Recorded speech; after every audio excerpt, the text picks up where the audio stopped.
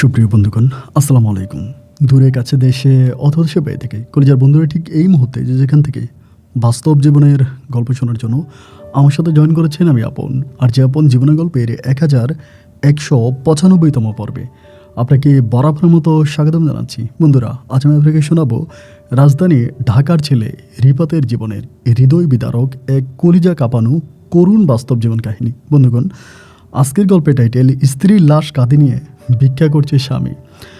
রাজধানী ঢাকার সম্ভ্রান্ত পরিবারের সন্তান রিফাতের জীবনের এই গল্পটা শোনার পরে আমি আপনাকে নিশ্চিত করে বলতে পারি আপনি আপনার চোখের পানি ধরে রাখতে পারবেন না। কলিজা কেঁপে ওঠার মতো, চিৎকার করে কাঁদার মতো এক করুণ বাস্তব জীবনের গল্প।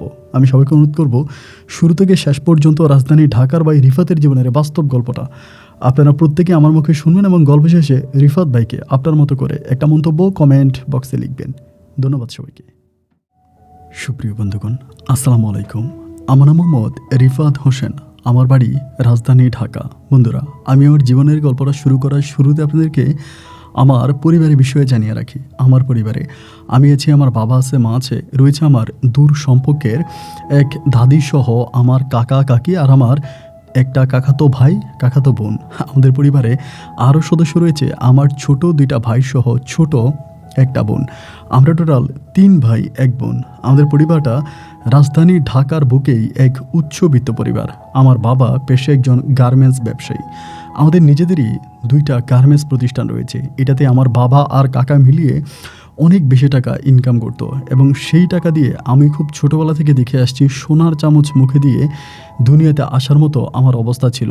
আমি আমার শৈশবের দিনগুলো অনেক সুখে, শান্তি, আদর আর ভালোবাসার মাঝে কাটাই। এমন করতে করতে আমি আস্তে আস্তে করে বড় হচ্ছিলাম। একে তো পরিবারের বড় ছেলে, তার উপরে আমি সবার মাথার মুকুট ছিলাম, তাই সবাই আমাকে অনেক বেশি আদর ভালোবাসতো এবং তাদের ওই ভালোবাসায় আস্তে আস্তে করে আমার জীবনটা একটু বেপরোয়া হয়ে ওঠে। ছোটোবেলা থেকে আমি কারো কথা শুনতাম না, কারো কথা মানতাম না। কেউ কোনো কথা বললেই আমি এটার এগেনস্টে কাজ করতাম, মানে কোনোভাবেই কাউকে কোনো মূল্যায়ন করতাম না। আমাকে সবাই অনেক ভালোবাসতো, যার জন্যই হয়তো আমার জীবনটা এরকম হয়েছে। আস্তে আস্তে করে বড় হতে থাকি। সময়ের পরিবর্তে আমি যখন বড় হই, এরপরেও আমার ভিতরে এই খারাপ দিকটা ছাড়ে না। মানে এই যে কথা না শোনা, দুষ্টুমি করা, শয়তানি করা, বন্ধুদের সাথে ঘুরে বেড়া, ঠিকমতো পড়াশোনা না করা, এই বিষয়গুলো আমার ভিতর থেকে আর যায় না। দিন যত বাড়তে থাকে আমার শয়তানির পরিমাণ ঠিক ততটাই বাড়তে থাকে। এমন করতে করতে আমি যে স্কুলে পড়াশোনা করতাম, ওই স্কুলে আমাদের নিজেদের একটা টিম ছিল। মানে আমরা অনেকগুলো বন্ধু মিলে একসাথে চলাফেরা করতাম, একসাথে ক্লাসে যেতাম, একসাথে ক্যান্টিনে যেতাম, একসাথে মুভি দেখতাম। তো সব কিছু মিলে আমাদের বন্ধুদের মাঝে অনেক ভালো মিল ভালোবাসা ছিল। এমন করতে করতে এক পর্যায়ে আমরা এসএসসি পরীক্ষা দিই এবং এসএসসিতে আমরা সবাই মোটামুটিভাবে পাশ করি, মানে মিডল ক্লাস লেভেলের পাশ করি। এক কথায় বলতে গেলে বি গ্রেড পেয়ে আমরা এসএসসি পাশ করি এবং এসএসসি পাশ করার পরে আমরা যারা এখানে বন্ধুরা ছিলাম, আমরা সবাই কিন্তু খুবই বিত্তশালী পরিবারের সন্তান। বন্ধুবান্ধব যারা আছি প্রত্যেকেরই বাবা হচ্ছে কোনো বড় ব্যবসায়ী অথবা প্রশাসনিক লেভেলে ভালো অবস্থানে কাজ করে অথবা গভর্নমেন্টে চাকরি করে, মানে প্রত্যেকেই খুব ভালো ভালো অবস্থানের মধ্যে আছে।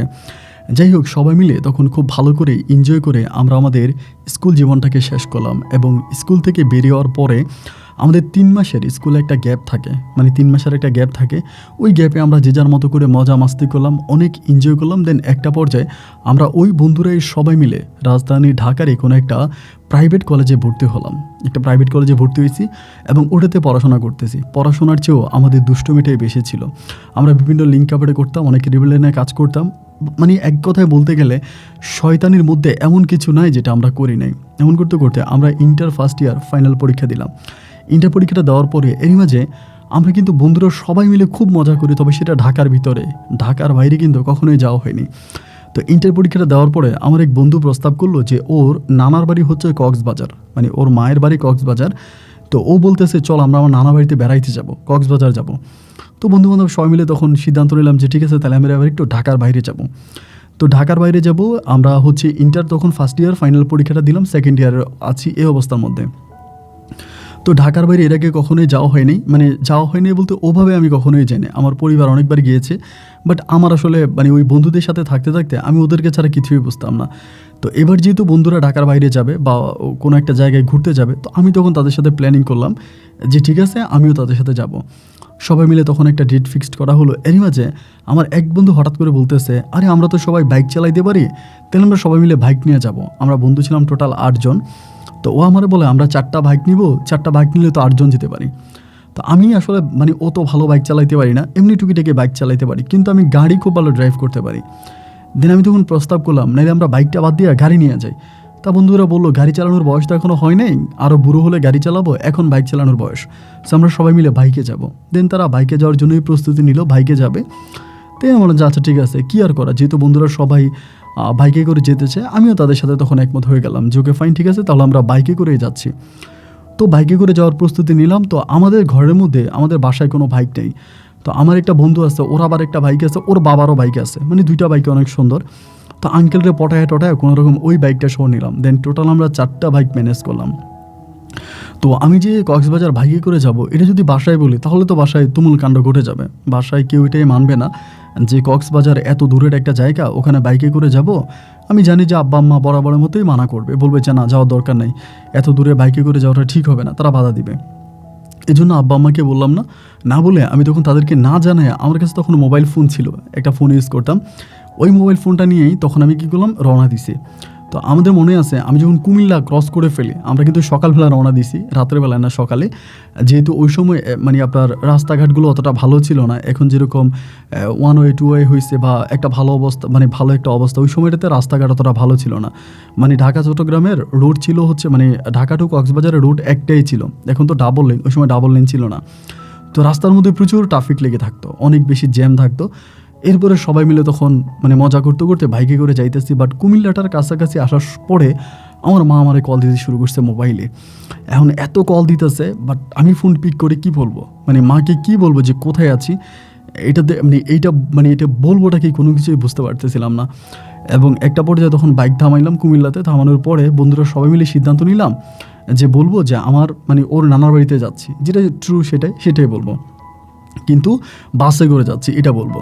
তো বলো যে আচ্ছা ঠিক আছে। পরে মা ফোন দিল। আর ওই সময় কিন্তু আপনার ভিডিও কলের সিস্টেম নাই, মানে মোবাইল ফোনগুলো বাটন সিস্টেম ছিল, বাটন সিস্টেম মোবাইল ফোনগুলো। তো আমি তখন ধরার পরে মা বলে তুই কই? আমি বললাম মা আমি তো একটু কক্সবাজার যাচ্ছি।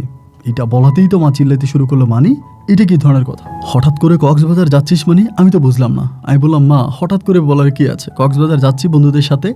আম্মা বলে তাইলে কোনো প্রিপারেশন নাই, আর তুই বাসায় বলে যাবি না? আমি বললাম বাসায় বলতে পারি নাই, বা একটু ঝামেলা ছিলাম এই জন্য বলতে পারি নাই, তা এখন যাই মা, কক্সবাজার যাই। আম্মা বলে কীভাবে যাচ্ছিস? আমি বললাম বাসে করে যাচ্ছি। আম্মা তখন বিশ্বাস করে না। তো আরও কয়েকটা বন্ধু আছে, সবার সাথে কথা বলাই দিলাম।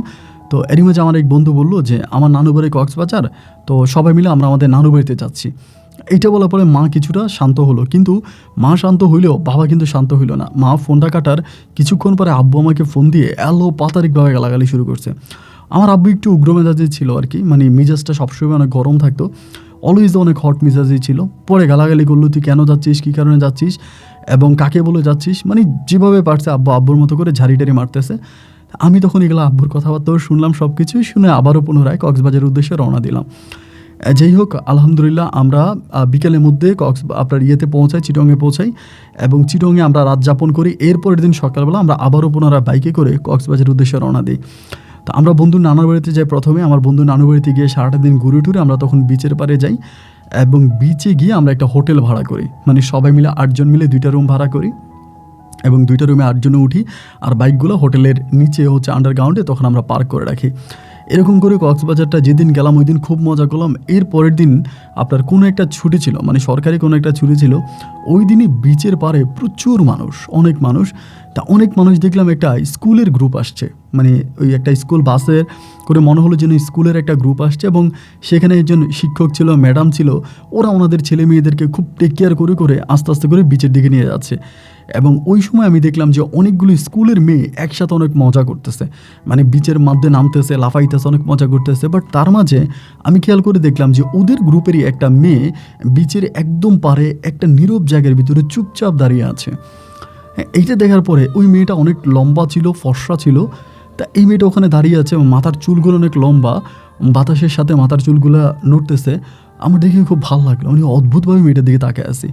পরে আমার বন্ধুরা আছে, ওদেরকে বললাম যে দোস্ত একটা জিনিস খেয়াল করে দেখছস যে এখানে একটা মেয়ে, দেখ এই মেয়েগুলো সবগুলো কিন্তু গ্রুপে আসছে, কোনো একটা স্কুলের মেয়ে হবে। তা এই মেয়েটা দেখ একা একদম নির্জন একটা জায়গার মধ্যে দাঁড়িয়ে আছে, মানে ও কেন সবার সাথে মজা করে না। তা আমার এক বন্ধু বলতেছে ও মনে হয় প্রেমের ছেঁকা টাকা খাইছে, এই জন্য মনে হয় ওর মন খারাপ। তা আমি তখন কী করলাম, মেয়েটার দিকে অনেকক্ষণ ধরে তাকিয়েছিলাম। আমি যদিও নিজেও অনেক বেশি দুষ্ট ছিলাম, অনেক বেশি শয়তানি করতাম বা কাউকে মূল্যায়ন করতাম না, এটা ঠিক আছে, বাট আমি না অন্য একটা বিষয় কি, মানে কেউ যদি মানে আমার মানে নীরবতাটা ভালো লাগতো। ধরেন কেউ একটা নীরব মোড়ে আছে, কেউ কোনো নীরবভাবে আছে, কারণ নীরবতা আমাকে খুব মানে অ্যাক্টিভ করতো, নীরবতা আমার কাছে অনেক ভালো লাগতো। দেন একটা পর্যায়ে দেখলাম যে মানে মেয়েটা ওখানে অনেকক্ষণ ধরে দাঁড়িয়ে আছে, এবং তারই দাঁড়িয়ে থাকা দেখে আমি তখন ভাবলাম যে মেয়েটার সাথে যাই এবং তার সাথে একটু কথা বলি, তার মন খারাপ নাকি, সে কেন এখানে দাঁড়িয়ে আছে। পরে সবাই অনেক মজা করতেছে, আমি তখন আস্তে আস্তে করে তার কাছে গেলাম, এবং কাছে যাওয়ার পরে আমি সালাম দিলাম, আফু আসসালামু আলাইকুম। আবার খুব কেয়ারফুলি, কারণ হচ্ছে মেয়েদের সাথে তো আবার আমাদের স্কুলের ম্যাডাম আছে, শিক্ষক আছে, ওইরা আবার দেখে ফেলে তো ঝামেলা করবে, তো যার জন্য খুব সাবধানতা অবলম্বন করে মেয়েটার কাছে আস্তে আস্তে গেলাম। যাওয়ার পরে সালাম দিলাম, সে উত্তর নিল। আমি বললাম আপু ভালো আছেন? বলে হ্যাঁ ভালো। আমি বললাম মানে কিছু না মনে করলে একটা কথা জিজ্ঞেস করতে পারি? বলে হ্যাঁ বলেন। আমি বললাম আপনার কি মন খারাপ? পরে বলে না। কেন মন খারাপ হবে কেন? আমি বললাম না, এই যে আপনারা সবাই একসাথে আসলেন, সবাই বিচে গেল, অনেক মজা করতেছে, অনেক এনজয় করতেছে, বাট আপনি এখানে চুপচাপ দাঁড়িয়ে আছেন, কোনো কিছু বলতেছেন না, কেমন একটা সেড মোডে আছেন মনে হয়। বলে না ভাই, আসলে এরকম কিছুই না, আমার মানে এনজয় এরকম লাফালাফি করতে বিষয় ভালো লাগে না, আমার একটু নীরবতাই ভালো লাগে, মানে আমি আসলে নীরব প্রেমী একজন মানুষ। আমি বললাম ও আচ্ছা ফাইন। তো আপনারা কোন স্কুল থেকে আসছেন? পরে বলে কেরানীগঞ্জ থেকে। কেরানীগঞ্জে একটা স্কুলের নাম বললো। আমি তখন বললাম ভাই আমার বাড়ি তো ঢাকাতে। বলে তাই নাকি, ঢাকা কোথায়? আমি তখন ঢাকার ঠিকানা বললাম। ও তখন বলে ও আচ্ছা হ্যাঁ, ওইদিকে আমাদের রিলেটিভরা আছে। আমি বললাম কোথায়? বলে ওইদিকেই আছে, বাট আমি ঠিকানা জানি না। পরে আমরা বলে আপনারা কি কলেজ থেকে আসছেন? আমি বললাম না, আমরা কলেজ থেকে আসি নাই, আমরা বন্ধুরা কয়েকজনে মিলে বাইক নিয়ে আসছি, আমরা 8 জন। পরে আমার বাকি বন্ধুগুলো এদিকে আসতেছে, এবং আসতেছে দেখা পরে ওর কলেজের যে মানে ওর স্কুলের যে ম্যাডাম ছিল, ম্যাডাম বিষয়টা খেয়াল করে ফেলে, এবং খেয়াল করে ম্যাডাম দৌড়ে এদিকে আসতেছে। পরে আমিও পিছনে চলে গেলাম, বন্ধুরাও চলে গেল, এবং ম্যাডাম এসে মেয়েটাকে খুব ধমকাইতেছে, কেন সে একা একা দাঁড়িয়ে আছে, দলবদ্ধভাবে কেন থাকতেছে না, বকা দিতেছে, এবং বকা দিয়ে ওকে বিচের পাড়ের দিকে নিয়ে গেল। এবং বিচের দিকে নিয়ে যাওয়ার পরে আমি আমার বন্ধুদেরকে ধমকাইতে আসি, এই তোরা কেন গেলি, এবং তোরা যাওয়ার কারণেই তো মেয়েটাকে এইভাবে টেনে নিয়ে গেল, তোরা না গেলে তো এরকম সমস্যাটা হতো না। আমি মেয়েটার সাথে আরেকটু কথা বলতে পারতাম, বাট মেয়েটার সাথে কথা বলে আমার খুব ভালো লাগলো। তো বন্ধুরাও বলতেছে তুই আমাদেরকে ছেড়ে একা একা ওখানে মেয়ের সাথে কথা বলবি, এটা কীভাবে হয়, এই জন্যই তো আমরা তোরা ডিস্টার্ব করতে গেলাম। তো আমার টার্গেট হচ্ছে মেয়েটা কোন হোটেলে উঠছে, আমি হোটেল মানে ওই হোটেলটা দেখবো। এমন করতে করতে ওরা তো স্কুল বাস নিয়ে আসছে, মানে স্কুল বাসে আসছে। তো এরপর আমি ফলো করলাম, তারা এই করে হোটেলে চলে গেল, দুপুরে খাওয়া দাওয়া করলো, কিন্তু আমি ফলো করতেছি। এরপরে দেখলাম মোটামুটি মিডল ক্লাস লেভেলের একটা হোটেলে মেয়েগুলো উঠছে, ছেলে মেয়েগুলো সবাই উঠছে। ওই মেয়েটা হচ্ছে মানে স্কুলেই পড়ে, বাট কোন ক্লাসে পড়ে এটা আমি জানি না। পরে সবাই হোটেলে উঠলো, এবং ওই রাতে ওরা হোটেলেই থাকবে। তো আমিও হোটেল নিয়েছি, খুব মজা করতেছি। মানে আমি স্কুলে জীবনে অনেক বেশি দুষ্ট ছিলাম, এটা সত্য, কিন্তু আমার স্কুলে অনেক সুন্দরী মেয়েরাও ছিল। কখনো কোনো মেয়ের প্রতি আমার এরকম নেশা জাগে নাই, বা কখনো আমি কোনো মেয়েকে এইভাবে দেখি নাই, বা কোনো মেয়ের প্রতি আমার খারাপ কোনো নেশা আসে নাই। কিন্তু এই মেয়েটাকে দেখার পরেই কেন জানি আমার মেয়েটাকে অনেকটা ভালো লেগে গেল। আমার কাছে মনে হয় আমি সত্যিকার অর্থে এই মেয়ের নীরব প্রেমী হয়ে গেছি। নীরবতা যেমন মেয়েটাকে মানে ছুঁয়ে ফেললো, আমার মনে হয় আমি তার নীরবতার প্রেমে পড়ে গেছি। তো এখানে আমি তখন সারাটা রাত ওখানে মানে এনজয় করি মেয়ের হোটেলের নিচে। এরপরে দিনের বেলায় ঘুমাই, এবং ঘুমানোর পরে এরপরের দিন মেয়েটা তখন হচ্ছে এর পরের দিন আমি আবার ঘুম থেকে উঠে আবার দেখতেছি বাসগুলো আছে কিনা, বাসগুলো আছে, বাট মেয়েটার সাথে আমি আর কথা বলার সুযোগ পাচ্ছি না। মানে তার সাথে যে একটু কথা বলবো এরকম কোনো সুযোগ পাই না। সবগুলো মেয়ে ওখানে একসাথে দাঁড়ায় আছে এরকম। এমন করতে করতে একটা ছেলে আসছে মানে বিক্রি করার জন্য, কফি বিক্রি করার জন্য। ওই যে পিঠে হচ্ছে মানে আপনার কফি দিয়ে মেশিন বেশি বিক্রি করে। পরে ছেলেটা ডাক দিয়ে বললাম মামা তুমি তো কফি বিক্রি করে কয় টাকা পাও, তোমার 500 টাকা দিব, একটা কাজ করে দিবা। বলে কী কাজ? আমি বললাম ওই যে মেয়েটা দাঁড়ায় আছে এতগুলো মেয়ের মাঝে, ওই মেয়েরে তুমি যেভাবে পারো আমার একটা ছোট্ট চিরিকুট তার হাতে দিয়ে আসবা।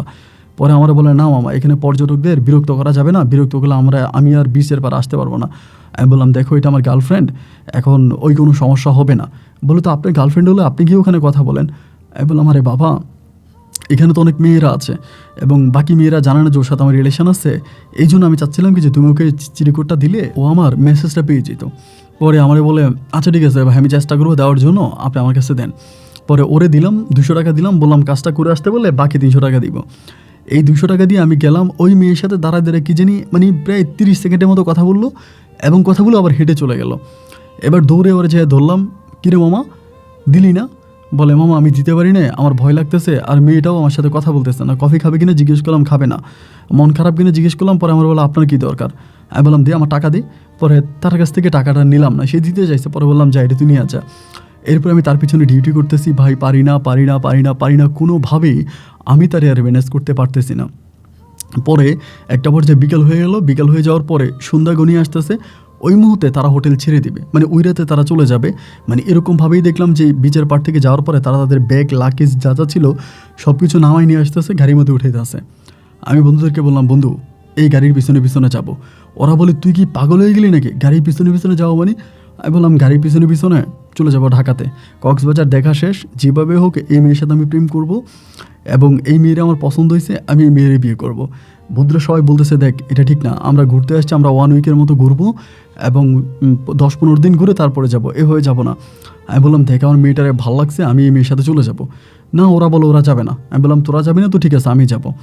পরে আমি আমার আরেক বন্ধু আছে ওরা আমি ম্যানেজ করলাম, করে বললাম তোর বাইকটা বের কর, ওরা থাক তুই আর আমি যাব। পরে আমার ওই বন্ধুরে ম্যানেজ করে ও আবার ভালো বাইক চালাইতে পারে, দেন আমি যে বাইকে করে আসছি ওই বাইকটা নিয়ে আমি চলে আসছি। কিন্তু আমার বন্ধুরা আর আসলো না, বাইকে করে আসতেছি। মানে আবার এখানে একটা সমস্যা হচ্ছে কি জানেন, ওরা যেই মানে শিক্ষা সফরে আসছে ওই স্কুলের নাম কিন্তু কোনো গাড়ির মধ্যে দেওয়া নাই, মানে স্কুলের নাম বা কোত্থেকে আসছে এগুলো গাড়ির মধ্যে দেওয়া নাই। বাট দেখে মনে হলো যে ওরা সবাই স্কুল স্টুডেন্ট হবে, কারণ সবাই এক বয়সী, ওদের সাথে শিক্ষকরা আছে, এই জন্য গাড়িটারে ফলো করতে চিরং পর্যন্ত আসছি। এবং চিরং আসার পরে মানে অনেক রাত তখন, এবং চিরংয়ে গাড়িটা একটু রেস্ট নিল এবং চিরং থেকে আবারও টান দিল। আমি এই ভাইকে, আমার বন্ধু বাইক চালাইতেছে, ওর অনেক কষ্ট হয়েছে ভাই। এবং একটা পর্যায়ে ঢাকার মানে ঢুকার আগেই তখন কেরানীগঞ্জ রোডে বাসটা ঢুকে যায়, আমি ওই বাসের পিছনে কেরানীগঞ্জ পর্যন্ত যাই। এবং কেরানীগঞ্জ যাওয়ার পরে একটা স্কুলের সামনে তখন এই বাসটা থামে, এবং বাসটাকে স্কুলের সামনে থামে, সবগুলো মেয়ে নামে। আমি বাসটার থেকে অনেকটা দূরে একটা জায়গায় দাঁড়িয়ে আছি, বাট ওইখানে দাঁড়িয়ে থাকার পরে এই মেয়েটা আমাকে দেখে ফেলছে। এখন আমি শিওর না ওকে গাড়িতে বসা অবস্থায় জানালায়, কারণ তো ওই গাড়িটাকে ফলো করে বাইকটা নিয়ে আসছি, এখন কি গাড়িতে থাকতে আমাকে দেখছে না গাড়ি থেকে নামার পরে দেখছে আমি জানি না। এবার সবাই সবার ব্যাগ নিয়ে সবাই সবার ফ্যামিলি রিসিভ করতে আসতেছে, সবাই সবার মতো করে চলে আছে, এই মেয়েটা ওখানে দাঁড়িয়ে আছে। পরে আমি জায়গায় দাঁড়িয়ে আছি, কারণ আমি তো কেরানীগঞ্জের ওই জায়গাটা চিনি না, গাড়ি পিছনে আসছি। আর আমার বন্ধু তো আমাকে প্রচণ্ড রকমের বকাঝকা করতেছে, যে মানুষ পাগল হয়ে জানতাম প্রেমে পড়লে, বাট তোর মতো পাগল হয় এটা জানতাম না। আর এক দেখে এরকম কেউ কারো প্রেমে পড়ে। তো যাই হোক এমন করতে মেয়েটা কী করলো, কিছুক্ষণ পরে আস্তে আস্তে আমার দিকে হেঁটে হেঁটে আসতেছে। তখন আমার বুকটা ধুপধুপ করতেছে, একে তো প্রচুর একটা লম্বা জার্নি করছি, তা আবার বাইক চালা আসছি, মানে প্রচণ্ড রকমের টায়ার্ড। পরে আমার কাছে এসে বলতেছে আপনি এখানে?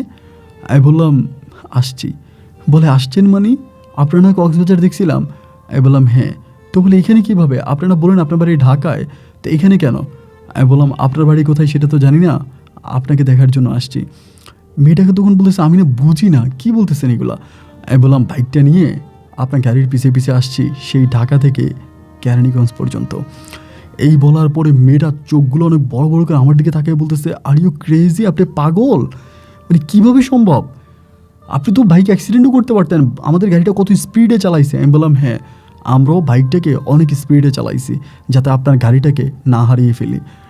বলে কেন? আমি বললাম জানি না, আমার খুব জানতে ইচ্ছে করতেছিল যে আপনার ঠিকানাটা, এবং আপনার ঠিকানা পাওয়ার জন্য আমি এভাবে পাগলামি করছি। আমার বলে আচ্ছা এটা কোনো কথা হইলো, আচ্ছা আপনি একটু এদিকে আসেন, আমাদের স্কুলের দিকে আসেন, ওখানে টিউবওয়েল আছে, একটু হাত মুখ ধোবেন, আপনার অনেক খারাপ দেখা যেতেছে। তখন তাদের ওইদিকে স্কুলের টিউবওয়েলের দিকে নিয়ে গেল, আমি তখন হাত মুখ ধুলাম, ধোয়ার পরে আমার বন্ধু আসছে। আমার বন্ধু আসার পরে বলে উনি, আমি বললাম আমরা তো একসাথেই ছিলাম, ও বাইক ড্রাইভ করছে।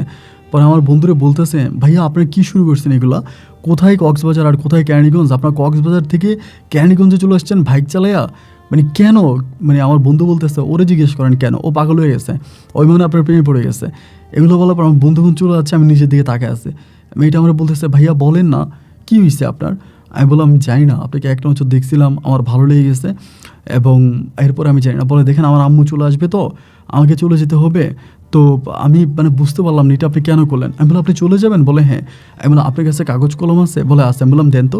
পরে ওর কাছ থেকে একটু কাগজ আর কলম নেবে, তখন আমার ফোন নাম্বারটা লিখে দিলাম, কারণ আবার হুট করে তার মা কখন চলে আসে, এবং ওর মা আসলে তো চলে যাবে। পরে আমি বললাম যে এটা আমার contract number, but I just request যে আপনি আমার সাথে কন্ট্রাক্ট করবেন। এবং পরে মেয়েটা বলতেছে আচ্ছা তা না হয় করবো, কিন্তু আপনি এখান থেকে আবার কোথায় যাবেন? আমি বললাম ঢাকায় চলে যাব, ঢাকা আমাদের বাসা। তো বলে আচ্ছা ঠিক আছে। তো পরে এই মাঝে কথা বলতে বলতে ওর মা তখন চলে আসছে, মেয়েটার আম্মা আসছে, একটা গাড়ি নিয়ে আসছে। পরে গাড়ি বলতে একটা সিএনজি নিয়ে আসছে। পরে মেয়ে তখন উঠে গেল ওর আম্মুর সাথে, আমি তাকায় আসতে তখন চলে গেল। আমার বন্ধু বলে কী রে, এই 1 মিনিট কথা বলার জন্য তুই কক্সবাজার থেকে মানে কেরানীগঞ্জ চলে আসলি? আমার আচ্ছা বন্ধু, যা হবার তা হয়েছে, চল এবার চলে যাই। এবার বন্ধুর সাথে কথাবার্তা বলে দেন আমি তখন আবারও তার সাথে ওইখান থেকে চলে আসি। তো বাসায় আসি এবং বাসায় আসার পরে তো আমার মা আমাকে দেখে টোটালি চিনতে পারে না, আমি একদম কালো হয়ে গেছি এবং এত পরিমাণের বাইক ড্রাইভ করছি বা বাইকের পিছনে ছিলাম, একদম শুকিয়ে গেছি। মানে আম্মা আমার বলতেছে তোর চেহারা এরকম হয়ে গেল কেন? এর একদিন মানে ওই দিন রাতের বেলায় মেয়েটা আমার ফোন দেয় নাই, বাট সেদিন রাতে আমার প্রচণ্ড রকমের জ্বর আসছে। পরের দিন দিনে 10টার দিকে মেয়েটা আমাকে ফোন দিছে, 10:30টার দিকে। দেওয়ার পরে আমি তখন রিসিভ করলাম, আর আননোন নাম্বার থেকে কল আসছে। দেন রিসিভ করার পরে আমার বলতেছে যে ভাই আমি সাথী। তো আমি কিন্তু ওর নামটা ওভাবে জানতাম না। আমি বললাম যে কেরানীগঞ্জের সাথী? বলে হ্যাঁ। আমি বললাম যে ও আচ্ছা, তো আপনি মানে কীভাবে মানে মানে আমাকে কালকে রাতে কল দিলেন না কেন? বলে দেখেন আমার আম্মুর কাছে ফোন, তো আমি তো ফোন ইউজ করি না, আর আমার আম্মু ফোন আমি ধরতেও পারি না। আম্মু খুবভাবে ফোন অ্যালার্ট রাখে, আর এই ফোনটা আমার একটা বান্ধবীর নাম্বার, তো বান্ধবীর নাম্বার থেকে ফোন দিচ্ছি স্কুলে আইসা। আমি বললাম কালকে এত লম্বা জার্নি করে আজকে আবার স্কুলে চলে আসছেন? বলে হ্যাঁ, আমাদের ক্লাস ছিল, চলে আসছে। পরে আমি বললাম ও আচ্ছা। তো আমার বলে আপনি এরকম করে কথা বলতেছেন কেন? আমি বললাম যে দেখো আমার খুব জ্বর, আমি শরীরটা নাড়িয়ে দেওয়া পারতেছি না, প্রচণ্ড জ্বর। পরে বলা হায় আল্লাহ, কীভাবে হলো? আমি বললাম এই যে এত লম্বা জার্নি করছে, বাইক চালা আসছি এই জন্য। পরে আমার সাথে সেদিন সে অনেকক্ষণ ধরে কথা বললো। এরপরে কথাবার্তা বলার পরে ও তখন আবারও মানে ওই দিন কথাবার্তা বলে দেন রাতে আর ফোন টোন দেয় না, কারণ তার মায়ের কাছে মোবাইল থাকে। এর পরের দিন আবারও স্কুলে আসলো, তার ওই বান্ধবীর নাম্বার থেকে আমার সাথে কথা বললো। এইভাবে 4-5 দিন তার সাথে আমার ফোনে কথা হয় এবং 4-5 দিন পরে আমার অবস্থা খুব খারাপ হয়ে যায়, মানে এত পরিমাণের খারাপ যে আমাকে হসপিটালে ভর্তি করতে হয়। মানে আমি হসপিটালে ভর্তি হয়ে যাই, কারণ আমার জ্বর কোনোভাবেই কমতেছে না এবং প্রচণ্ড রকমের মাথা ব্যথা, খুব খারাপ অবস্থা। এবার আমি হসপিটালে আসছি এটা জানার পরে সাথী তার ওই মেয়ে বান্ধবীকে নিয়ে আমাকে দেখতে আসে আমাদের ইয়াতে, আমি যে হসপিটাল থেকে ওই হসপিটালে। পরে আসার পরে আমার আম্মা বলে এটাকে, আমি বললাম আম্মা আমরা একসাথে পড়ি, ও আমার কলেজেই পড়ে। তো আমার আম্মা মনে করছে আমার কলেজের ক্লাসমেট, তো ও আমার সাথে বসে বসে কথা বলতেছে। আমি তো অনেক দিন ধরে তার সাথে ফোনে কথা বলি, এজন্য আমাদের তুমি সম্বোধনটা চলে আসে, মানে ও আমাকে তুমি করে বলে এবং আমিও বরাবর মতো ওর সাথে তুমি করেই সম্বোধন করি এবং তুমি করে কথাবার্তা বলি। ও আমার বলতেছে তুমি এটা কেন করলা, এটা কোনো দরকার ছিল? আমি বললাম আচ্ছা, আমি যদি তোমাকে কক্সবাজার থেকে হারাই ফেলতাম তাহলে কেরানীগঞ্জে এত স্কুল আছে, আমি কোন স্কুলে গিয়ে তোমাকে খুঁজতাম বলো? ও আমাকে বলে তাই বলে এখন তুমি সিক হয়ে গেছো না? আমি বললাম আচ্ছা ঠিক আছে, সমস্যা নেই, ভালো হয়ে যাবো, তুমি দেখতে আসছো না? এমন করে ও আমার সাথে প্রায় 1 ঘন্টার মতো কথা বললো এবং ঘন্টাখানিক পরে ও আবার এখান থেকে বিদায় নিয়ে চলে গেছে, আমার কাছ থেকে বিদায় নিয়ে চলে গেছে, কারণ স্কুল ছুটি হওয়ার আগেই তো আমাকে বাসায় যেতে হবে। অ্যান্ড চলে গেল এবং তারপর থেকেই তার সাথে আমার একটা গভীর প্রেমের সম্পর্ক শুরু হলো। আমি তাকে দেখার জন্য কেরানীগঞ্জ যাইতাম এবং ওই স্কুলে যাইতাম এবং তারে আমি একটা মোবাইল ফোন পর্যন্ত কিনে দিই, একটা সিম কার্ড কিনে দিই, মোবাইল ফোন কিনে দিই, যাতে সে আমার সাথে কমিউনিকেশন করতে পারে, কথা বলতে পারি। এবং অদ্ভুতভাবে দুজনকে এত ভালোবাসি যে কেউ কাউকে ছাড়া কোনো কিছুই বুঝি না, পাগলের মতো আমি ওকে ভালোবাসি, ও আমাকে ভালোবাসে। এমন করে আমাদের সম্পর্কটা কাটতে থাকে এবং একটা পর্যায়ে ও তখন এসএসসি পরীক্ষা দেয় এবং এসএসসিতে ও জিপিএ 5 পায়, মানে জিপিএ 5 পেয়েও পাশ করে, A+ পায়। এবং A+ পাওয়ার পরে তখন করে কি তারা কেরানীগঞ্জ থেকে গাজীপুরে চলে আসে, ও একটা কলেজে ভর্তি হবে। তো কেরানীগঞ্জের ওইদিকে ভালো কোনো কলেজ নেই, যার জন্য কেরানীগঞ্জ থেকে ও তখন গাজীপুরে আসে এবং গাজীপুরে এসে একটা কলেজে ভর্তি হয়। গাজীপুরে ওই কলেজটায় তখন পড়াশোনা করতেছে। কলেজে পরে আমি মাঝে মাঝে যাই, দেখা করি, আনন্দ করি, ফুর্তি করি। এরকম করে ওই গাজীপুর কলেজে পড়া অবস্থায় ওখানকারই এক শিক্ষক, মানে ইন্টার্নিং শিক্ষক না কী শিক্ষক আমি জানি না, ওদেরকে কোচিংয়ের শিক্ষক না কেমন এক শিক্ষক, ওরে পছন্দ করে ফেলে, মানে সাথীরে পছন্দ করে ফেলে। আর সাথী কিন্তু পছন্দ করার মতোই একটা মেয়ে ছিল, দেখতে শুনতে যে কেউ দেখলে ওর প্রেমে পড়ে যাবে, হ্যাংলা পাতলা লম্বা ফর্সা চেহারা, খুবই মায়াবী। তো এখন উনি দেখে ওর প্রতি দুর্বল হয়ে গেছে। ওই শিক্ষকের সাথে ও কোচিং করতো এবং কোচিং করতে দেখেই ও যে শিক্ষকেরা পছন্দ করছে। এবার এই শিক্ষক করে কি ওর মায়ের কাছে ডিরেক্টলি বিয়ের প্রস্তাব পাঠায়, মানে ওর মাকে মায়ের কাছে বিয়ের প্রস্তাব পাঠায় যে ওকে বিয়ে করার জন্য। এবং ওর মা তো মানে প্রস্তাব পেয়ে পাগল হয়ে যায়। আর এখানে আরেকটা বিষয় বলে রাখি, ওর ফ্যামিলির বিষয়ে, ওর কোনো বাবা নাই, মানে সাথীর কোনো বাবা নাই, ওর মা আছে। আর ওর আপনার মানে বাবার কোনো অ্যাড্রেস বা বাবার কোনো ঠিকানাও জানে না। এবং ও জানে যে ওর বাবা মা রিলেশন করে বিয়ে করে এবং ওর বাবা ওর মাকে ছেড়ে বিদেশে চলে যায় এবং এরপরে আর আসে না, ওর মাই ওকে বড় করে। অ্যান্ড ওর মা এরপরে আর বিয়ে বসে নাই এবং ওর মা একটা গার্মেন্টসে চাকরি করে, মানে একজন গার্মেন্টস কর্মী। তো এগুলো আমাকে আগেই সব কিছু বলে, তা আমার কোনো সমস্যা নাই। ওর মা কী করে, ওর ফ্যামিলি ব্যাকগ্রাউন্ড কী, এটা জেনে তো আর আমি ওকে ভালোবাসি নাই। ওর ফ্যামিলি যেটাই করুক, ওর ফ্যামিলি যেমনই হোক, আমি ওরে ভালোবাসি, সো আমার ওকেই লাগবে। তো এই চিন্তা করেই তখন আমি ওর সাথে কথাবার্তা বলতেছি এবং ওই শিক্ষক ওর জন্য বিয়ের প্রস্তাব পাঠায়। এবং বিয়ের প্রস্তাব পাঠাইলে পরে পারিবারিকভাবে ওর বিয়ে ঠিক হয়ে যায়। মানে ওর পারিবারিকভাবে বিয়ে ঠিক হয় বলতে ওর আম্মা ওর ওই শিক্ষকের কাছে বিয়ে দেওয়ার জন্য রাজি। এখনও আমাকে ফোন দিয়া এগুলো বলতেছে যে এমন এমন আমার তো বিয়ে হয়ে যাবে, আমাকে ওই শিক্ষকের কাছে বিয়ে দিয়ে দিবে আমার আম্মু, তো আমি এখন কি করব, তুমি প্লিজ কিছু একটা করো। আমি তো তখন তার মানে অনেক ভালোবাসি। পরে আমি চিন্তা করলাম কী করা যায়, এবং একটা পর্যায়ে আমি চিন্তা করলাম যে আমি তার নিয়ে পালায়ে যাব। কারণ আমার পরিবার আমাকে এই মুহূর্তে কোনোভাবেই বিয়ে করাবে না। মাত্র মানে আমি পড়াশোনা করতেছি, এখনও পড়াশোনা শেষ হয় নাই। আর আমার পরিবার খুব ডেঞ্জারাস। আর আমি যদি আমার আব্বাকে বলি যে ও হচ্ছে আপনার ইয়েতে পড়ে, লাইক হচ্ছে আপনার ওর মা হচ্ছে গার্মেন্টস কর্মী, ওর ফ্যামিলি ব্যাকগ্রাউন্ড শোনার পরে আমার পরিবার কোনোভাবে রাজি হবে না। যদি আমি আমার পরিবারকে মোটামুটিভাবে একটু জানাইছিলাম, বাট আমার পরিবার মানে এটাতে পুরোপুরিভাবে নাকচ করে দিয়েছে যে এটা কখনোই হতে পারে না, বা আমাকে এখন বিয়েই করাবে না। কোথায় বিয়ে করবে এটা তো পরে, বাট এই মুহূর্তে বিয়েই করাবে না। পরে চিন্তা করলাম যে কী করা যায়, কোনো কিছুই বুঝে উঠতে পারতেছি না। এবং ওর মা ওই শিক্ষকের কাছে ওকে বিয়ে দিয়েই দিবে, মানে কোনো কথা নেই, ওখানে বিয়ে দিয়ে দিবে। আমার তখন মাথাটা খারাপ হয়ে গেল, মানে আমি নিতে পারতেছি না যে এমনটা আমার সাথে কেন হবে, তা আমি তোকে ভালোবাসি তাই না। পরে আমি বললাম যে সাথী তুমি চলে আসো, আমি তোমাকে বিয়ে করব। তুমি ঢাকায় চলে আসো, আমি তোমাকে ঢাকায় কোথাও রাখবো, আমি তো ঢাকায় একটা কলেজে ভর্তি করাবো। এটা আমি ওরে বলছি। বলার পরে ও আমাকে বলতেছে যে তুমি আমাকে কীভাবে রাখবা। আমি বলছি আমি তোমাকে রাখবো, তুমি চলে আসো। পরে এরকম করে একটা দিন ঠিক হলো। ওই দিনও তখন আপনার গাজীপুর থেকে ঢাকাতে চলে আসে, এবং ও আসার আগে আমি একটা রুম ভাড়া করি, মানে একটা বাসা ভাড়া করি, ওরা রাখার জন্য একটা ফ্ল্যাট ভাড়া করি। ওই ফ্ল্যাটে আমি ফার্নিচার থেকে যা কিছু লাগে সব কিছু পরিপূর্ণভাবে করে রাখি। কারণ আমার কাছে কিন্তু এমনি টাকার কোনো অভাব ছিল না। আব্বুর কাছে যখনই টাকা চাইতাম আব্বু তখনই টাকা দিত, বাট টাকার কোনো রকমের ক্রাইসিস আমি আমার লাইফে পাই নাই। আমার টাকা লাগবে আব্বারে বললেই হয়তো, আব্বু টাকা দিয়ে দিত। পরে আব্বুর কাছ থেকে আমি মানে প্রচুর পরিমাণে টাকার সাপোর্টটা পাইতাম। দেন তখন আমি রুমটা ভাড়া করি, ওরে আমি ওইখানে রাখি। পরে বন্ধুবান্ধব সবাই মিলে খুব আনন্দ ফুর্তি করে সাথীর সাথে আমার বিয়েটা হয়। এবং সাথীর ওই বিয়েতে সাথীর মাকে সাথে আনে, মানে ও ওর মাকে আনে। ওর মা যদিও আসার 3-4 দিন পর আমি বিয়ে করি, এই 3-4 দিনের মাঝে ওর মায়ের সাথে ফোনে কথা বলে ওর মাকে ম্যানেজ করে ওর মা আসে, এবং ওর মা এসে আমার সাথে ওকে বিয়ে করাই দেয়। কিন্তু ওর মা আমারে বলতেছে যে তোমার আব্বা আম্মা তো এটা কখনোই মানবে না, তোমার ফ্যামিলি তো মানবে না। আমি বলি আমার ফ্যামিলি না মানলে না মানবে, এতে আমার কোনো সমস্যা নাই, কারণ আমি ওরে ভালোবাসি, আমি ওরে আমার মতো করে বিয়ে করব। আমার পরিবার মানা না মানার মাঝে আমার কিছুই নেই।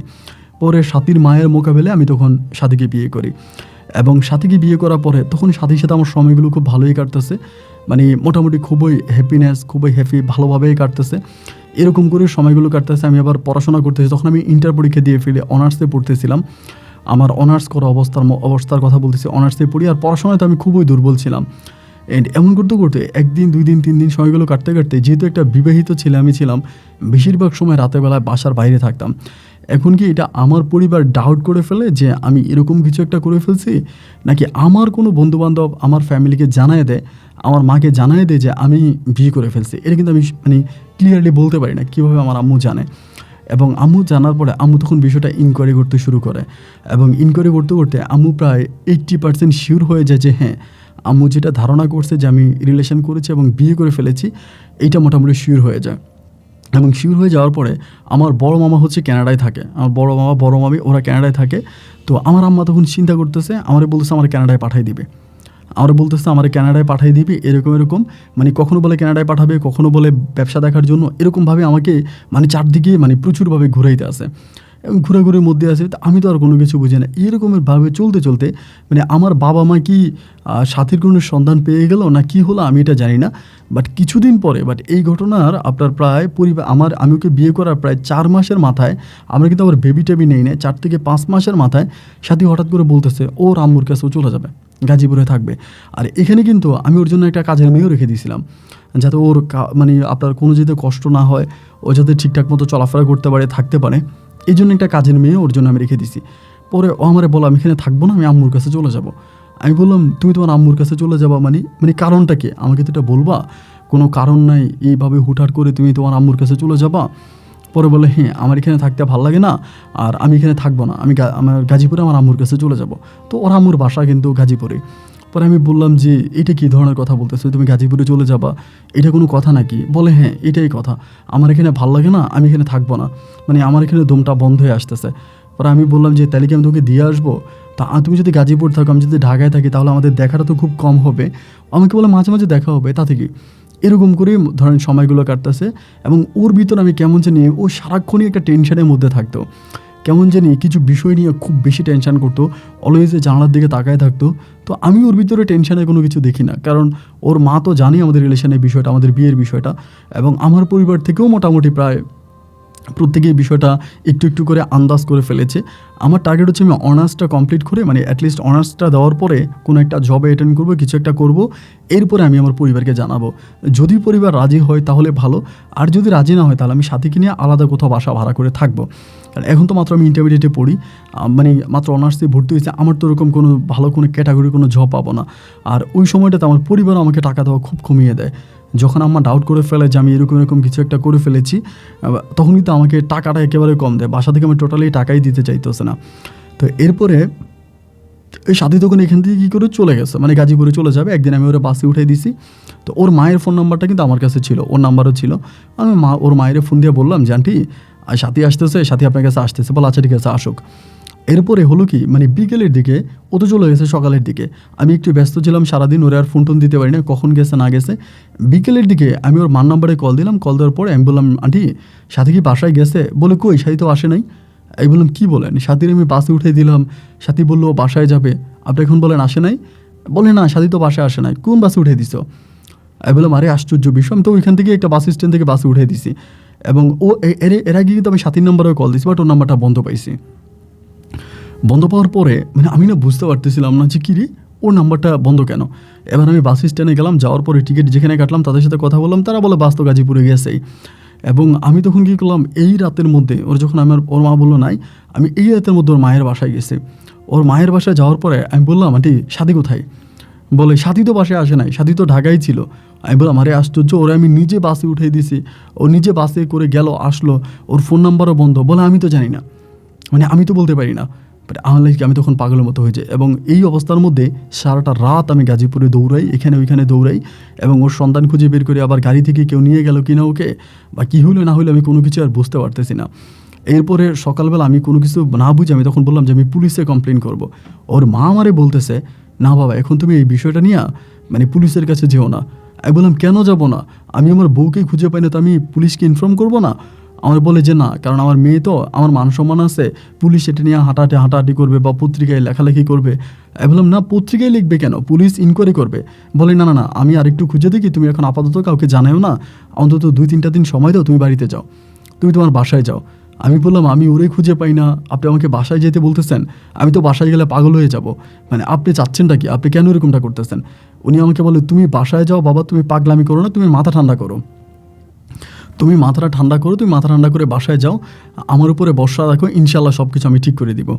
তা আমি বললাম আমি আমার বউকে খুঁজে পাচ্ছি না, আর আপনি বলতেছেন সব কিছু ঠিক করে দিবেন, মানে আপনি লিটারেলি আমাকে কি ঠিক করে দিবেন, আমি তো কিছুই বুঝতেছি না। তো ওনার সাথে এরকম করে কথাবার্তা হলো, এবং কথাবার্তা হওয়ার পরে আমি টোটালি তখন পাগলের মতো হয়ে গেছিলাম, মানে কোনো রকমের আর কোনো কিছু নিতে পারতেছি না, মাথার মধ্যে আর কিছুই আসতেছে না, লাইক প্রচুর পাগলামি করতেছি। পরে বাসায় আসছি, আসার পরে আমার আম্মা তখন আমার কিছুটা মানে বুঝে ফেলছে যে আমার ভিতরে সামহাও কিছু চলতেছে। আম্মু আমারে বলে কী হয়েছে তোর, তুই এরকম পাগলামি করতেছিস কেন, কখনো এইদিকে দৌড়াচ্ছিস ওইদিকে দৌড়াচ্ছিস, কেমন জানি মনে হয় খুব ভারী কোনো টেনশনে আসিস। আমি বললাম না ভাই কিছুই না, ভালো লাগতেছে না, মনটা কেমন জানি খারাপ লাগতেছে, একটু উদাস উদাস লাগতেছে। আম্মু আমার বলো আব্বু না ভালো, মাথা ঠান্ডা কর, এরকম পাগলামি করে না, এরকম পাগলামি করতে গেলে হিতে বিপরীত হয়ে যাবে, আব্বু এরকম করে না, মাথা ঠান্ডা করো। তাই মাথা ঠান্ডা করতেছি, মানে আমার মানে তখন আর মেমোরিতে কিছুই আসে না, আমি পুলিশকেও জানাইতে পারি না, ওর মা আমাকে জানাইতে মানা করে। এইভাবে 2 দিন পরে আমি টোটালি পাগলের মতো হয়ে গেছি। 2 দিন পরে ও যে বাসায় থাকতো, ওই বাসায় আমার কিছু ফার্নিচার ছিল, কিছু জিনিস ছিল, আমি তখন ওইগুলোর জন্য ওই বাসায় গেছি। তো তালা মেরে তো ছাবি নিয়ে গেছে, আর আমি তো আর মানে ঘর তো বাসায় তো তালা মারা। পরে বাড়িওয়ালাকে জানাইলাম, জানাই বাড়িওয়ালারে বললাম যে এমন এমন ঘটনা, মানে ওর তো পাওয়া যাচ্ছে না, এখন আমি তালাটা একটু ভাঙবো, আমার ভিতরে কিছু জিনিস আছে। উনি আমাকে বলে যে আমার ঠিক আছে তালা ভাঙবা, তুমি তোমার ওয়াইফ কোথায় গেছে? আমি বললাম আমি কিছু বলতে পারি না, ওরে খুঁজে পাওয়া যাচ্ছে না। পরে বাড়িওয়ালা বললো ঠিক আছে তালা ভাঙো। পরে তালা ভাঙার লোক আসছে, তালা ভাঙছে, ভাঙার পর আমি শুধু ভিতর থেকে ওর 2টা মানে কিছু জিনিস ছিল ওগুলো নিছি। নেওয়ার পর আমি বেরিয়ে যাচ্ছি, দেন বাড়িওয়ালাটা একটু বয়স্ক ছিল আর কি। পরে আমারে বলে তোমার নাম তো রিফা তাই না? আমি বললাম হ্যাঁ। পরে বলে বাবা তোমার বউরে মনে হয়? আমি বললাম যে খুঁজতেছি তো আঙ্কেল এখন। পরে বলে যে ইচ্ছে করে হারিয়ে যায় তারে খুঁজে কি পাওয়া যায়? বাড়িওয়ালা কথাটা বলতেছে আমাকে। আমি বললাম, মানে ইচ্ছে করে হারিয়ে যায় মানে আমি আপনার কথা বুঝলাম না, মানে এইটা আপনি কি বললেন যে ইচ্ছে করে হারিয়ে যায়? পরে বলে, হ্যাঁ, এই দুনিয়াতে যে মানুষটা ইচ্ছে করে হারিয়ে যায় তারে কি খুঁজে পাওয়া যায়? আমি বললাম, মানে ইচ্ছে করে হারিয়ে যাবে কেন?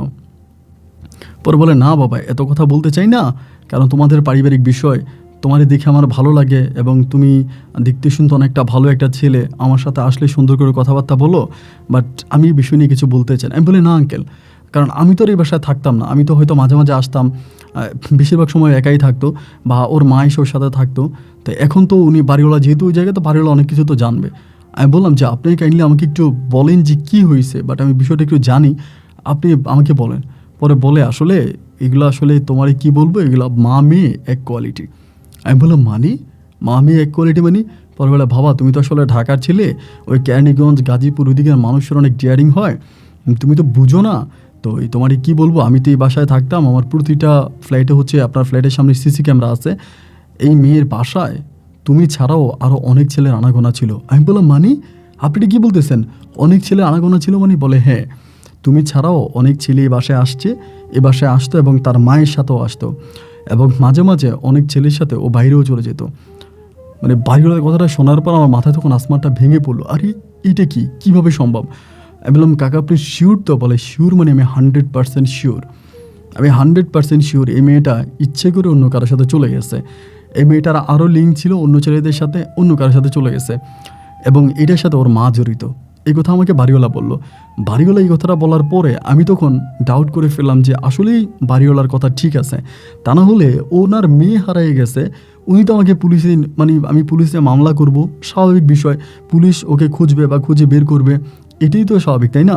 বাট ওনার মেয়ে হারিয়ে গেছে, উনি আমাকে কোনো মামলা করতে দেয় না, এবং মামলা তো করতে দেয় না, এই বিষয়টা নিয়ে আমি ওনার মাঝে কোনো টেনশন দেখি না যে ওনার মেয়ে হারিয়ে গেছে, উনি মেয়েরে খোঁজার জন্য পাগলামি করবে বা মেয়েরে কীভাবে খুঁজে পাবে এই টেনশন করবে, বাট এরকম কোনো চিন্তা ভাবনা ওনার মাঝে নাই।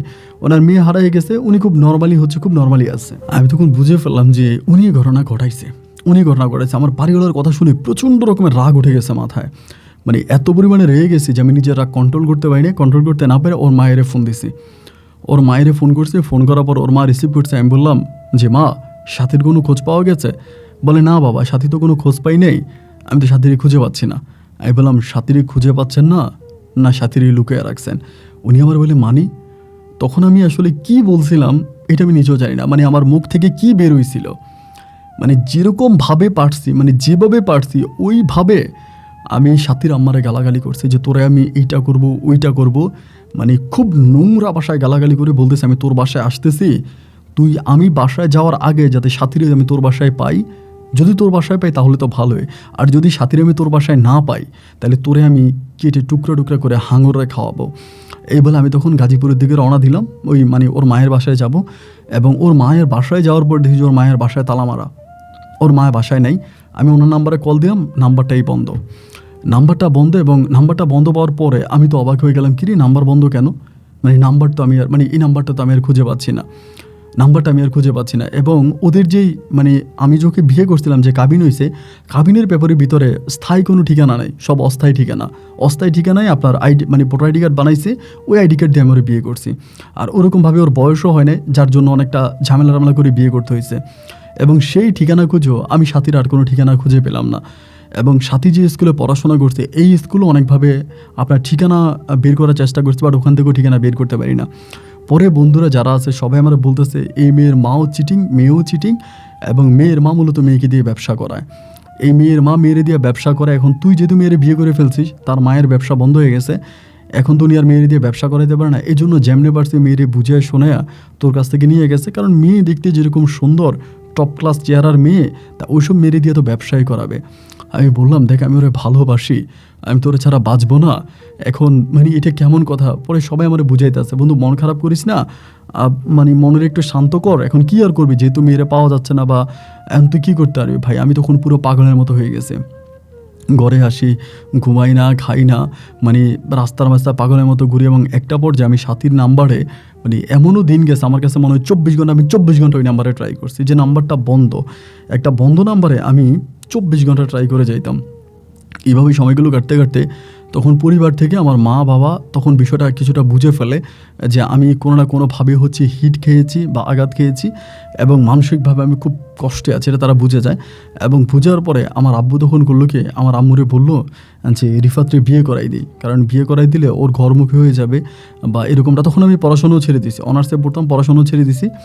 ছেড়ে দেওয়ার পরে ওভাবেই তখন পড়ে আসি। পরে আমার আব্বু বলতেছে যে ওরে বিয়ে করাই দিব। তা আমার আসলে বিয়ে করার কোনো ইচ্ছা নাই। এরপরেও পরিবার মানে জোর করে আমার আম্মু আমারে বুঝাইতেছে, বাবা ছোটোবেলা থেকে তোর আমরা কোলে পিঠে করে বড় করছি, তোর কোনো ইচ্ছা আমরা অপূর্ণ রাখি নাই, তুই যা কইছস তোর সব কথাই আমরা শুনছি, বাবা না ভালো, এখন তুই বিয়ে করবি, সংসার করবি, আমার কত ইচ্ছা, আমার নাতিপুতি হবে। মানে মা আমার খুবভাবে বুঝাইতে আছে। তা বন্ধুরা আমার বুঝাইতে আছে, দোস্ত বিয়ে করে ফেল, কারণ বিয়ে না করলে তুই এটা ভুলতে পারবি না, এই মেয়ের বিয়ে ভুলতে হলে তোর বিয়ে করতে হবে, তুই বিয়ে করে ফেল। মানে আমি বললাম যে আমি বিয়ে করবো কীভাবে, আমি তো ওরে ভুলতে পারি না, আমি তো মধ্যখান থেকে আরেকটা মেয়ের জীবন নষ্ট করব। তা সবাই আমার বুঝাইতে আসছে বিয়ে শাদী করলে আস্তে আস্তে ভুলে যেতে পারবি, এখন বিয়ে কর। মানে খুবভাবে আমাকে প্রেশার দিল এবং প্রেশারের পর্যায়ে আমি বললাম যে আচ্ছা ঠিক আছে, তো কী আর করো। তখন আমি বিয়ে করার জন্য আমি নিজে রাজি হলাম।